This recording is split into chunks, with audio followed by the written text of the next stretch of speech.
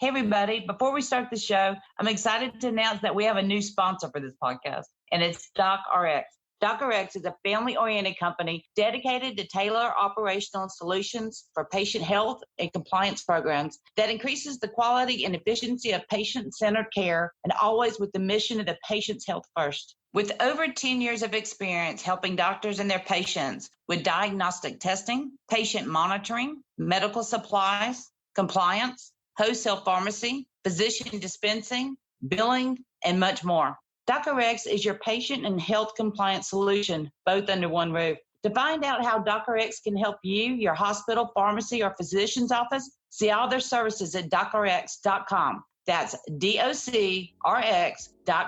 Now on to today's show. We are getting to the point in society now where online and real life are the same thing. And if you look at it, most insurance agencies and really most businesses are one of those three things. They're B2B, they're B2B in a niche, or they're B2C in a niche, or they're just trying to be the local generalist. Usually it's one of the three. I think podcasting not only is the easiest way to solve those three problems, I think it's the best way.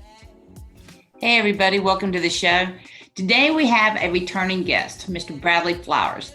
Now the topics today are going to be podcasting as networking tools, podcasting as a lead generation, podcasting as a marketing tool. We're going to talk podcasting and why you should do it today. Mr. Bradley Flowers. Hey, I'm Karen. I'm a former CPA, entrepreneur, business consultant with big ideas. Welcome to Cheers to Business. Bradley Flowers, welcome to the show. Hey, Karen, how are you? I'm good. Thank you so much for coming back on the show. Absolutely. I'm so excited to come on. I don't think we've ever done one with just you and I. I think we did me and Scott and you and Katie. So down to the two of us. That's right. So I hear that you recently had an article published. Not only are you talking to people all over the United States and just has really made a name for yourself, but tell us about this article. Yeah, so there's a magazine in the insurance industry that gets published once a year. It's called Be the Last Agent Standing, and it's essentially kind of born out of the fact that in our industry, as well as a lot of industries, jobs are being absorbed by technology and things like that. So the premise of the magazine is you want to be the last agent standing and use some of the techniques and things in there. It's one of those like hard to get your hands on kind of things. Like, every year I have people reaching out to me asking if I have extra copies and whatnot. And they asked me to put an article together and then asked me what I wanted to talk about. So I actually hate writing. I very rarely do it. I am pretty good at getting other people to write for me though. But this particular article, I did write it. I just had a wild hair one weekend. And as you know, I'm pretty passionate about podcasting. I think not only did podcasting change my life, but I think it can change anyone's business. That's kind of what I wrote about. And fortunately, it was, I'm assuming, one of the more liked ones of the magazine. And so I got a 2-page spread, which is cool. I'm a Centerfold now. So I never thought I would say that. No, I'm proud of you. I feel like I've watched you grow up. And so Mama Bear is really proud. I appreciate that. A lot of cool stuff has happened in the last 2 years. Tell us what this article says. My co-host Scott and I started the Insurance Guys podcast, I guess 3 years ago now, just as like a hobby, just to really check a box. I mean, that was like one of the only social media avenues that I had not done. One thing led to the other, and we ended up realized that we would quickly run out of subjects if we were only talking about subjects that we were quote unquote experts on. Like 2 episodes in, we're like, okay, we got to have some guests on because we've already distributed everything in our arsenal. So we started interviewing guests, and we ended up interviewing all the top independent agents in the country. Independent meaning they have no affiliation with any one company. And at the time, neither one of us were independent and quote unquote independent. And essentially what I got was an MBA for a year and a half. I got an MBA on how to run an independent agency through the podcast. So that kind of inspired me to go out on my own and start Portal Insurance. And Portal was born out of a frustration of the reason that companies like Amazon win is because it's extremely easy to do business with Amazon. You know what you're going to get, and it's very consistent. Not saying insurance should be purchased that way, but it should be extremely easy to deal with your insurance. And it's the exact opposite in the industry. And so Portal was born out of a frustration of the insurance industry is not customer centric. And so we started January of 19, the podcast. If we hadn't done the podcast, I wouldn't be doing it. I'd still be at my job. We kind of made some huge strides in the home purchasing arena. So when we first started, we were making the home buying process faster. That's what our goal was in terms of insurance. So we dealt with a lot of realtors, loan officers, people like that. Now what we're doing is we're still doing that. We're always going to do that. We have a department that does that. We're now pivoting and we're focusing on business insurance. So there's a lot of stuff in the business insurance industry that businesses are getting screwed over. And the reason the businesses are getting screwed over is because the insurance agents are lazy and want to work for nothing. And it's not calling out even my peers. I love everybody, but it's just the nature of the beast. So we're making some real strides now in the business insurance arena with things around workers' comp and general liability and cyber liability, which could be a whole podcast by itself. We're really focused on cyber liability. So that's what I've got going on insurance-wise. But so you're saying that podcasting helped you change the whole strategy in your company? Correct. Okay. So through the Insurance Guys podcast, I've had a lot of insurance agents reach out to me, and they would almost all ask a different version of the same question. And it was this: Bradley, I know I need to do social media. I know I need to be online, but blank. And the blank was either one of three things. It was, I'm selling commercial business insurance. How do I reach the CEO of a big company online? B, I'm selling insurance in a niche. How do I reach that niche? So it might be realtors, it might be pizza places, something like that. Or how do I get known in my community? I'm the community agent, right? How do I get known in the community? And if you look at it, most insurance agencies and really most businesses are one of those three things. They're B2B, they're B2B in a niche, or they're B2C in a niche, or they're just trying to be the local generalist. Usually it's one of the three. And I think podcasting not only is the easiest way to solve those three problems, I think it's the best way. And so a piece of advice I would give literally every single one of those people, literally I gave this, Karen, I gave it over and over and over and over. Like, start a local podcast, start a podcast in your niche, start a podcast where you literally interview the business owners that you want to do business with. Okay. And I gave it over and over and over and over and over. And as you probably have found that when you're in a position where people ask you for advice, most people don't take it. And, and I mean, you literally gave advice for a living. Yeah. And so I started getting frustrated because I'm like pouring my heart and soul into every 15-minute call, and nobody was doing it. And I'm literally giving them the blueprint of how to do it. And I'm super busy. I mean, if I could show people my calendar today, they would absolutely freak out. It's one after the other. Got a lot going on the Insurance Guys podcast, got a lot going on with speaking in the insurance industry, and not to mention the couple businesses I run. But I was like, you know what, damn it, I'm just going to do another freaking podcast just to show people that it can be done. And by podcast, in this sense, podcast is a general term that covers a show, right? Whatever you want to call it. Right. Okay.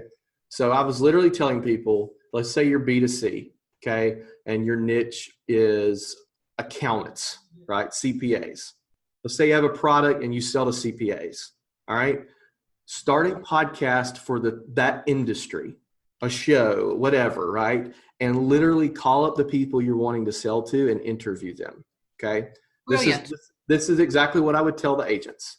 And most of them were asking, they want to sell commercial insurance. So what's going to happen? Let's say you're trying to reach a business owner. What's going to happen is that one of a few things happens. All right. You reach out to people to be on your show. Then they feel obligated to do business with you. At the end of the show, hey, look, we do this. I would love 5 minutes to show it to you. That would be great. They're going to feel obligated to at least hear you out, right? Or at worst case scenario, you get what we call an insurance and X date, an expiration date of their current insurance, okay? Number two, you're going to have other business owners watch it. They're going to reach out to you and they're going to say, I would want to be on your show. And I think you would agree with this. When you have a podcast, people reach out to you and ask you to come on. Yes, all the time. Yep. The third thing that can happen is you'll have other business owners watch it. They will know who you are, and when they have a need for your product, they will reach out. And just sub business owner for whatever you're trying to reach. If it's a niche, if it's a community, whatever. Okay. Well, we kind of did that. We had Payroll Vault, and I was a CPA for small businesses, now CFO. And, the Mastery Network is, I say it all the time, is that it answers the questions I was asked for 25 years. Mm-hmm. But getting people to take the program is another thing. People think they don't have time, but they really do. Correct. And let's say that you absolutely crap the bed and none of those three things happen. You're going to build a whole lot of awareness in your local community. Mm-hmm. So that was the strategy in a nutshell, and that's what the article talks about. That's the first part of the article. So you became a celebrity, and now you're teaching other people how to be a celebrity in their niche or industry or their niche space, community. And so so what happened is I ended up getting frustrated, and I was going to do this myself, and I'm doing it as a case study, and I'm purposely, Karen, doing it. Don't take this the wrong way, Johnny, because I know you're listening. I'm purposely doing it super low budget. We're literally filming it with an iPhone just to prove that anybody can do this, right? I think people hear podcasting think there's a barrier. And now once you get to a certain point, like that happened with the insurance guys, right? A couple episodes in, we realized, wow, we have something. And that's when we started producing and the gear and all that kind of stuff. So we're doing it super low budget. We posted, and so our purpose with it is we are interviewing other business owners as a hopes to sell them business insurance. Okay. We're literally, what we're doing is we're making a prospect list, and the people we would normally reach out to and say, hey, I want 5 minutes of your time to talk about insurance. We're reaching out and saying, hey, my boss has a show, or hey, I have a show and we want to interview you. We get the meeting every single time. And so literally I swear this happened. So literally I posted the first episode on Facebook. It had 97 views. 3 hours after I posted it, I get an email from the CMO of a national pizza franchise. Hey, Bradley, love your show. We have an owner in Mobile who owns 3 of our restaurants. We would love for you to interview them. Nice.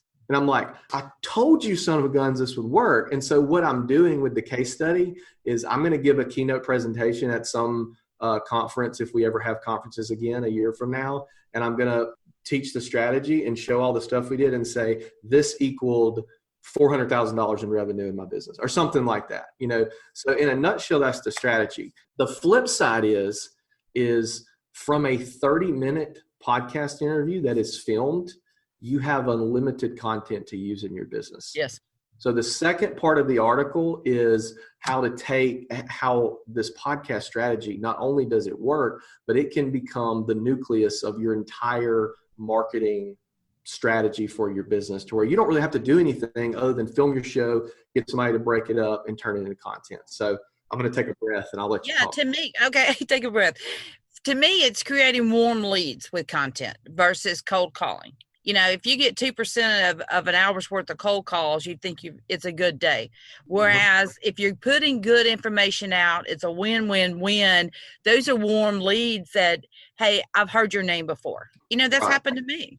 Mm-hmm. I get a little bit criticized sometimes in the insurance industry because most of my content is not for the people I'm selling to. It's for the insurance industry, but the people I'm selling to see it. And they know my name. And that's the piece that I think the insurance industry is missing, is they think that if you put content out, it has to be, let's talk about uninsured motorists today.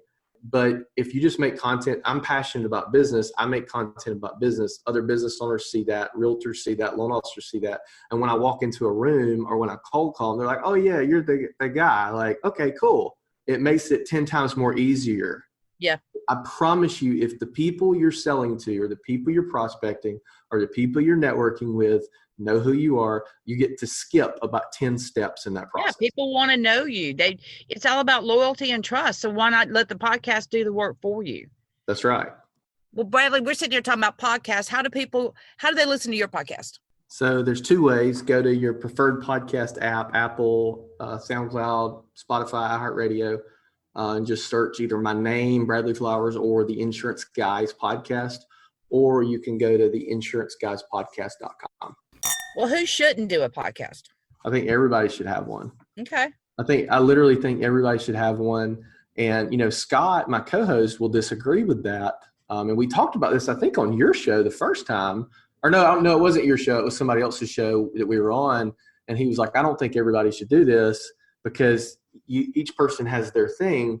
But I think you should try everything because I never would have thought that I would be good at podcasting. I never thought I'd be on. I think you should try a little bit of everything. And what will happen is you'll discover stuff that you didn't know you would be good at. Well, I think I'm, in my family at least, famous for willing to try anything and everything. I just say, put your big girl panties on, go big or go home. And so I think your life evolves based on what you're willing to experience. That's right. And so, because, it's kind of like when you walk down a road and you see some people and you go, there's somebody for everybody. Because even if, I was at the beach this weekend. I thought that a lot. Well, this glass house ain't throwing any stones, just FYI. But the point is that there's someone that you can identify with. Everybody has friends. Everybody knows somebody. And so even though we can't get out and network like we did, I don't know that people's online presence is not more powerful than physically drinking a glass of wine and eating that finger food that somebody brought in. We are getting to the point in society now where online and real life are the same thing. It's no different than anything else, though. You have to invest the time. You have to, and sometimes it takes money. It's like I tell people that, like, I hate it when I see a business getting really good engagement online and they don't reply to their comments. You're literally, you're doing two things. One, it's rude. Mm-hmm. And two, you're literally telling the Facebook algorithm that you don't want comments. So what they're doing is they're going to take that data and then they're going to push your content out to more people that aren't going to comment. Well, it's something else too, is because I always told the CPA staff, we're not entitled to these clients. We are chosen. So if you don't respect enough that somebody chose to either comment or listen to something you're doing, or even if it's something bad, it doesn't matter. They chose to take that second and do it on yours. How many hundreds of thousands of other podcasts, other, pages, other content going out that somebody could comment on? Well, and I got into a discussion this weekend with a bunch of other podcasts in the insurance sector online. We had a great discussion. I'm friends with all of them. Literally everybody we were discussing with, this with, I'm friends with, even close friends with some of them. And I got into a discussion with this one guy that's a buddy of mine, and he's very much commercialized his podcast way more than we have. And there's absolutely nothing wrong with that. So proud for him. And we were talking about how, for him, one single download is way more valuable than it is to us because he's got advertising and an entire business that evolves around it. And I was like, Scott and I, all we care about is impact. What do you mean? Well, people reaching out, people saying you've changed my business, or, oh my God, I've, listened to this episode, I implemented this, and it's the best thing. That's what we've always gauged. And he said, well, that's downloads. It's because with downloads, I was like, no, you got it backwards. Like you're focusing on downloads and hoping you get impact. You need to focus on impact and don't care if you get downloads. But what will happen is in turn, you will get the downloads. Mm-hmm. And we were sharing numbers, and I'm not going to tell you who had the most, but you can kind of tell from my conversation. And you focus on the right things, you're going to get it. That's with anything, every facet of your business. And I'm not saying what he was doing was wrong because it works for him. It's a different way of looking at it, because I know somebody's going to listen to this and be like, oh, Bradley was talking crap about you. It's not the case at all. It's just a different way. And the conversation was public. Anybody can look it up. It's just a different way of looking at it and this truth to God, Scott and I, and I told them this, Scott and I, if we had 200 downloads, we would still be doing the exact same thing we're doing right now. I would still be in this thread with you guys. We would still be talking about this. And I would say the exact same thing. I totally agree. I did that with my accounting firm, every single business with this podcast. I am who I am. Yeah. It's not going to change. I can go on Fiverr right now and buy 100,000 likes for my Facebook page. But if none of them buy. Yeah. What good is it? I would rather have 100 people and 80 of them buy than have 10,000 and one of them buy. Couldn't agree more. It's nothing but vanity numbers. you know. I totally agree. And that gets you nowhere. I need reward validation in my life. And I totally agree that it has to come from that impact, that value. When somebody, even over Zoom, the telephone, a message, text, whatever, and they go, thank you so much. I mean, that's just, it makes your heart grow kind of thing. Oh, I mean, some of the stuff that's happened to us through our podcast is, it tickles the heck out of me. Like I can't believe that's happening, that somebody would reach out. And it took me a while to get over, because I had a ton of anxiety when we first started. Like, people are living and dying on your every word, or at least you feel like that. And you're like, oh my God, like what if I say the wrong thing? And then such and such takes it to heart and it is the wrong thing. And like it took me a while to get over that. And see too, our show, we batch record all our shows. So I'll say we record, like we got an episode coming out tomorrow. We recorded 2 months ago. Well, what I used to get worried about is like, oh God, what if the status quo changes? Like COVID? Like what, or not even that. Like, what if I said something that I thought was okay to say then, but I've since learned and I forgot I said it and I can't tell Johnny to take it out and blah, blah, blah, blah, blah. But then what happened is I would be listening to our show and I would think to myself, man, it would be really good if I said that right now. And then I'll say it. And so what happens is you learn to trust yourself. Before COVID, I mean, I had literally like 2 presentations every month the rest of the year. I've spoken before and thought that I just like completely bombed. Like that was terrible. I spoke at an event last year and a guy spoke before me and gave like half my presentation, not on purpose. Yeah. And then he was like a big, somewhat well-known speaker. And the way the event was set up is it looked like he was opening for me. And he didn't like that. And then some weird stuff happened during my presentation that confirmed that for me. And I was like, that was just a bad presentation all around. And I talked to people, not all the time, but because there was a lot of people in the audience I knew, I talked to people a good bit. And they're like, oh, that was great, man. You know, so you learn to, even if you think you're bombing, you still did okay. Hey, Bradley, did you get that presentation because of your podcast? It definitely was a contributor. But most of the ones I've gotten have been because of the podcast. I'm going to Oklahoma, hopefully, fingers crossed. I'm going to Oklahoma in October for an insurance conference that's supposed to happen. And this is not me bragging. It's just to say some of the good things that have happened. I can't believe the amount of money they're paying me to do that. So if you want to talk monetary terms, that's something good that's happened. You know, as we're booking 5 to 8 decent, I mean, I'm not talking about $500, you know, or $1,000, like decent paid speaking gigs where I'm just shy of my speaking becoming a whole separate, you know, making enough money at it that it's a whole separate business. I don't want to be a speaker, but I like what I get from it. Yeah. You know, some of the stuff like in my agency, like, I mean, we've gotten some contracts with some carriers that we would not have gotten had it not been for the podcast. And, you know, more specifically, everybody listening is familiar with Progressive. We write with Progressive. They just named us a platinum agency with them, which is it's tons of benefits to our customers. And the cool thing is there's only one other platinum agency in Mobile. So, and that's like, yes, we earned it, but the podcast allowed the right people to answer my phone call. You know what I mean? Yep. So, but anyway, there's been just, I mean, I feel like I'm bragging or showboating, but a lot of I'm just trying to convince everybody, like, if you've been thinking about it, you should do it. And literally all you need is an iPhone.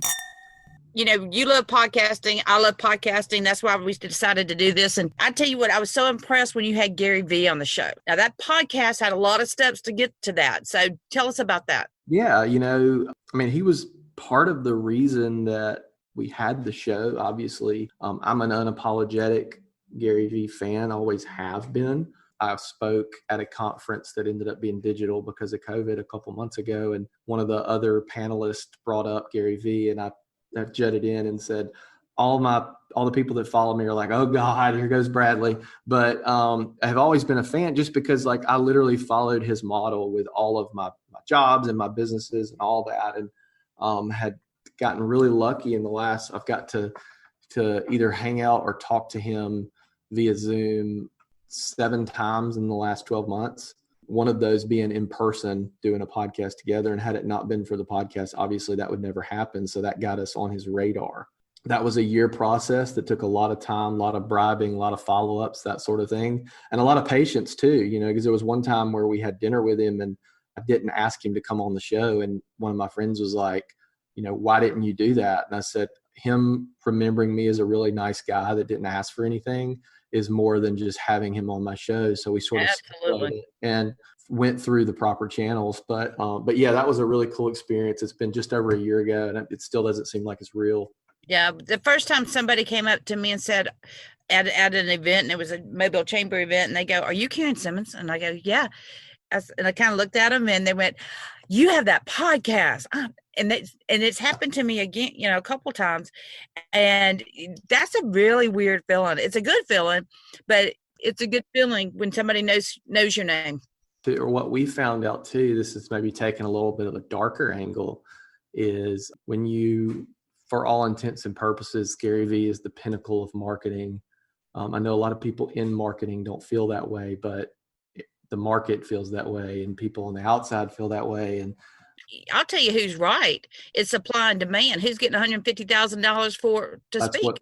That's what I mean by the market, and exactly. And it's actually, I think he's up to 200 now, but when you reach like either that level or even just having a popular show, you'll learn who you thought were friends that aren't. And I tell people there's 2 types of haters. There's haters about, and there's haters that are secret. And those are the ones you got to look out for, And so we even had some of that where some people that we thought were, huge fans or supporters were a little bit not so friendly with that. But yeah, it's put us in a position now. I mean, when you interview somebody like that, you kind of feel like there's nobody you can't get. Now I would love some of that wine. Gary Vee he started it with wine. So, I'd really love to get a hold of some of that wine. They sold it. Do you know they sold it? No, I didn't know that. What's the Robert Madavi? The company that owns that bought it. Oh, okay. Well, there's a winner right there. That's right. So again, podcast. And I know I've got some of my favorite podcasts. I like Empire, the business podcast. I don't like shows that have so much content of sponsors. I can't get to the meat of it. I have found that it takes me 26 minutes for anyone to get anywhere in the city of Mobile. Mm-hmm. Even from my house to somewhere, it's 26 minutes. So I don't like podcasts to go over that length. I don't want to have to remember to come back to it. And that's so great that you recognize that. That way you never go that angle with your show. No, I don't want to. I'm not trying. Exactly. I'm not here. People get bored. They're gonna get out of their car. Their kids are gonna need something. They're gonna have to go pee something. Yep. And so, I like that kind of stuff. And I've always used some of my companies as sponsors for the show. Mm-hmm. I figured that's where the money's coming from. So it was either back when it was the CPA firm, back when, or, Payroll Vault, the Mastery Network, my CFO services, and now I've got a legit sponsor. And so, I still don't want it to go over the time limit. The legit sponsor too will kind of mutate almost like a coronavirus, excuse the reference. In a good way though, because what happens, we got one sponsor. It was really hard for us to get that first sponsor. Once we got that sponsor, we were able to take the results that sponsor had and use that to get more sponsors. And every one that we brought on, it was that much easier to get the other one, because then we could approach it from an angle of, hey, these are the results that XYZ had. So if you don't get it, it's your fault, not ours. And it allowed us to increase our prices, go after more aggressive, things like that. And we actually booked 2 title sponsors. They decided to share it. So we were able to basically, it took a lot of pressure off me to try to get a sponsor every couple months. We were able to get one sponsor for the year. And what ended up happening is a lot of these companies are traveling to trade shows every other week. Yeah, they are. Spending $20,000 every other week on these trade shows, God forbid the big ones. And all of a sudden they had a lot of cash left over because of COVID. Everything was canceled. They had to do something with it. Well, I'm taking what we would normally at Payroll Vault, what we would normally spend in sponsoring, nonprofits in their events. I think people should still contribute and keep these nonprofits going, but that's one reason they're hurting so bad. But there's different ways to do your areas, have them. I don't know. There's just all kinds of different ways, and we can scratch that part at the end. When DocRx, which they serve as medical clinics, urgent cares, that kind of deal, from supplies to bill paying to whatever, when they first started doing it, deciding on how much was going to, you talk about sponsor levels, it's no different. And so, people need to think about that too when they're asking. So they have, it just takes a little bit of the edge off to be able to have that sponsor just because of what it does cost to do a podcast. That's right. Bradley, we always end the show with the cheers. And today my cheers is cheers to the Insurance Guys podcast, putting it out there. And then Bradley Flowers getting published in a magazine. Congratulations. Cheers. Thanks, Karen. Cheers to you, and you just exploding in the last few years, and your podcast, Cheers to Business. It's one of my favorite. I was hoping you were going to ask what podcasts you like to listen to, because it's on there. That's one of the ones. Really? Well, I tell you what, you humble me, Mr. Flowers. So thank you very much. I also enjoy your podcast. Awesome. Well, Bradley, how do they listen to your podcast? Go to your preferred podcast app, Apple, SoundCloud, Spotify, iHeartRadio, and just search either my name, Bradley Flowers, or the Insurance Guys podcast, or you can go to the insuranceguyspodcast.com. All right, but what if they need insurance? So how do they get in touch with Portal Insurance? You can go to getportalinsurance.com, or pretty much any platform, Bradley Flowers. Or I've got my new texting thing. You can text me at 251-237-9383. Podcasting. It's a networking tool. It's a lead generator. Use it to market. It's a great tool. Get yourself a podcast, because we happen to know a producer, Deep Fried Studios, the genius, Mr. Johnny Gwynn, who can help you out if you need anything. Bradley, tell your wife I said hello. I will. Let's get together soon. I would love to. Cheers, Bradley. Thanks again for coming on the show. Thanks, Karen. It means the world. Please be sure to subscribe to Cheers to Business podcast on iTunes or anywhere else that you get your podcast. Visit our Facebook and be sure to give us a like. And if you have any questions or topics you'd like us to discuss, shoot us an email from the website cheerstobusiness.com.